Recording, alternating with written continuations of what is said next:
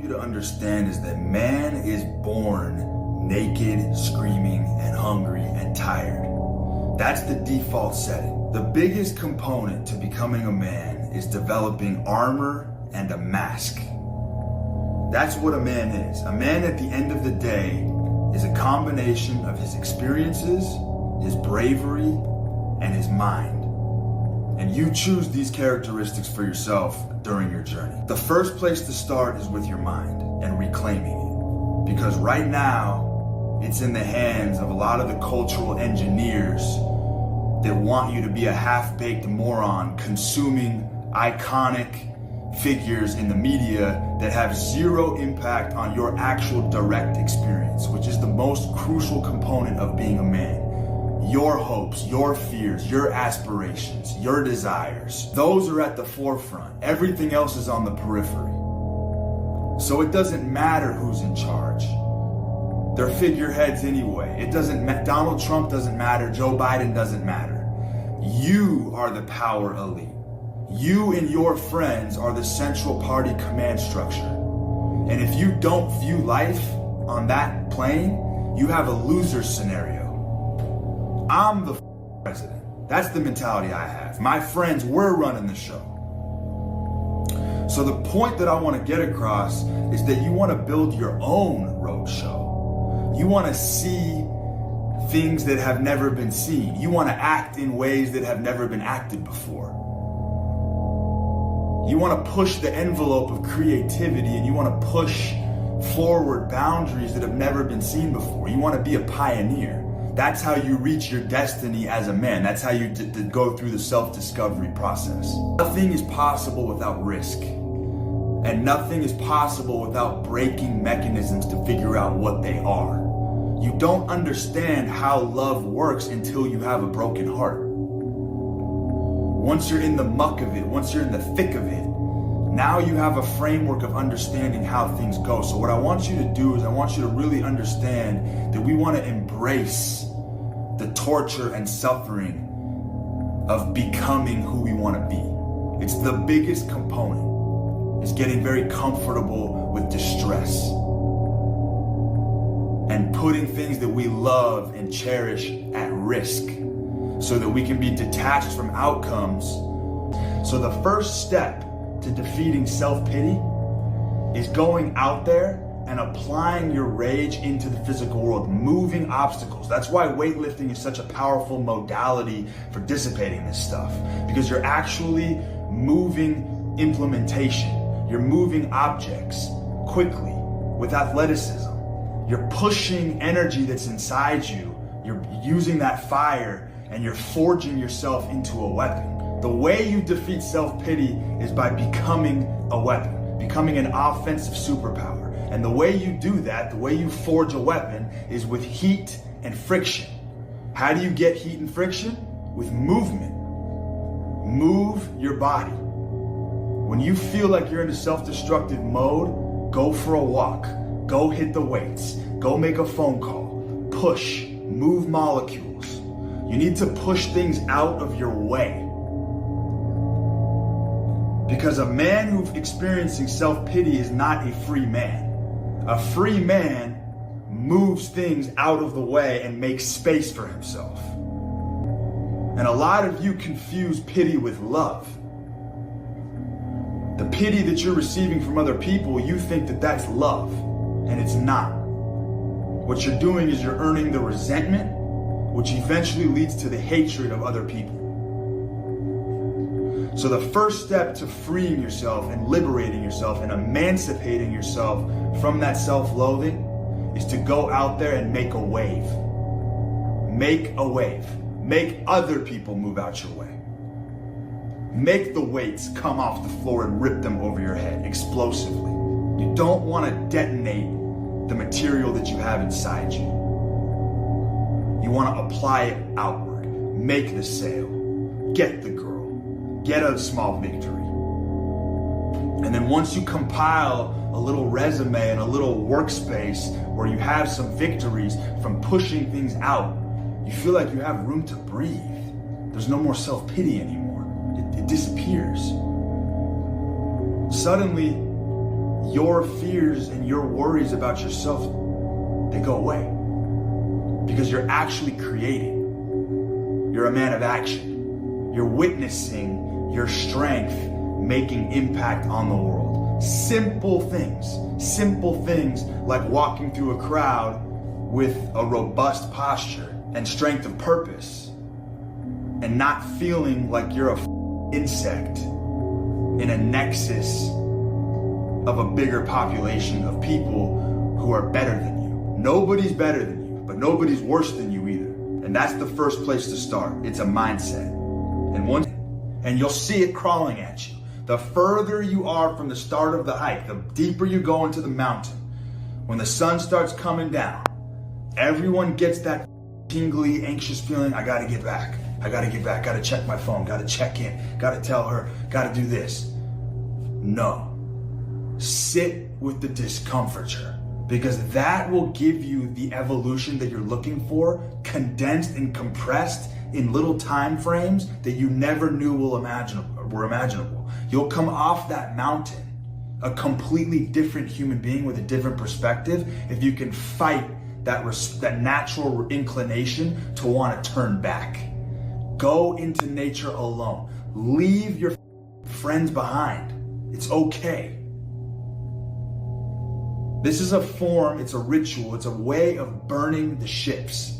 It's a way of getting in front of your emotions and dealing with discomfiture and embracing it and going into the heart of the belly of the beast and coming out of it with a different perspective.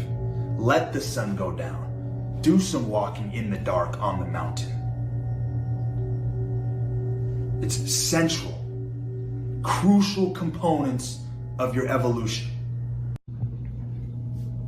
So the only lifeline that you can truly rely on at the end of the day is a perfect bill of health. Health is everything. A healthy man is a brutally simple creature. He doesn't need very much. You can still play the game as hard as you want to. You can still acquire as much material as you desire. I've had it all. I've had all the $50,000 Rolexes. I've driven the $250,000 cars. What they are tools. And I was always detached from them. I used them to advance my career and I used them to advance my agendas. But at the end of the day, when I would retire back to my crib, I always had my health to rely on. Meaning you can strip me, take my watch, burn my house down, take my money, take the car, repo it, impound it. I don't give a flying because I am a robust, strong, healthy man. And when you have when you have a perfect bill of health, you have an infinite wellspring to draw from. The feedback that you get from the rest of the world when you are a healthy man is undeniable, the power that it brings. When you have healthy skin, when you move through the world like an athlete, when you have broad shoulders, when you've built yourself into a healthy man, the world will bend for you. Other people will always be there for you because you've earned respect and you wear it on your body like a badge of armor. There is nothing more important than when you've lost everything, being able to wake up in the morning, walk into the mirror with a two-stitched grin on your face, knowing full well that you are jacked, strong, and have an endless well of health to spend. That's the real currency. You want to have health so you can spend it. You can spend it into the ground. It's almost unlimited. You have an unlimited pool of energy with which to inflict on the world, make it your, and from there, you can reconquer and regain everything very easily. But the man who ventures out into the world and takes risk without first having a perfect bill of health is a man who's going to lose the battle of attrition. You're going to wear out very fast. From me. I don't care. all of the tools and all of the external things that you have, you can remove them from the equation and you're left with self-respect. And when you have self-respect, you can't be defeated. You can laugh in the face of your executioners because you can be destroyed, but you can't be defeated. You're down, but you're never out, because people always want to work with someone. People will always give opportunities to people who take responsibility for their health. And when you are healthy, it's worn. It's felt by other people, and other people respect that ambition. You will never not have a place to sleep, and you will never be at a lack of job, position, and opportunity, no matter what your station in life is. So you can push all your chips in the middle. You can treat your entire life like a gamble, as long as you have that health to fall back on. I'll tell you, you cannot ponder your way out of trauma. You can't ponder your way into a beneficial situation. Man is created, he's not pondered. So overthinking doesn't even make sense, even when you're building a strategy, because by the time you inject yourself into a situation that requires action, you've already become a different person.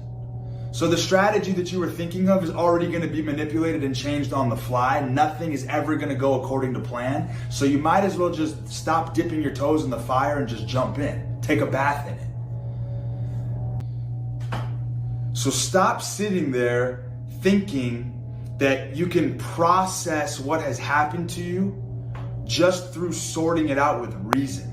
If you really want to process the shit that's troubling you, go out, get in front of it and get ahead of it and get victory over it. And once you get victory over it, it'll all make sense in retrospect anyway. You don't have to sit there and process it, because it'll be readily graspable, it'll be readily available to you. The information that you need will make sense once you've beaten it. And you don't beat it with thinking. You beat it by being a blunt instrument and going out there and blasting through resistance and getting it done a lot sooner than you thought you could. I guarantee you, then you're not forced and you're not going to have that brain burnout of sitting there and thinking and frying your motherboard, trying to come up with concepts that aren't even real anyway. Get your victory, win, get in front of the problem with action. And then I promise you, when you're reflecting back on it, it just seamlessly makes sense. You don't even have to sit there and overthink. It'll be so crystal clear why it happened the way it did. And then you can kiss your trauma goodbye. Question for you. Do you think when my back's against the wall and I've painted myself in a corner and I have to come up with a massive amount of money tomorrow to keep a business operation alive, do you think I'm gonna sit there and overthink what my circumstances are? Or do you think at that point that I'm so backed into a corner, I've got so much pressure that the only way to actually beat that pressure back is to unleash a fury of rage at whatever's in front of me and create a tsunami of force outward? Thinking and logic is very feminine behavior. It's very feminine, because knowledge requires content to produce anything. As a male, you are designed for adventure. You're designed to move through time and space in the physical world and move things out of the way. It's a critical feature of being a man. Thinking is a luxury when you've won everything. Go win the war, literally. Win the war, get rich, get the chick, get a family, get a kid. Okay, then take a day on the beach and think if you have to. But until that happens and until you've actually won the war, you are trapped with your hand, and I promise you, you're digging yourself a deeper hole. You're in quicksand.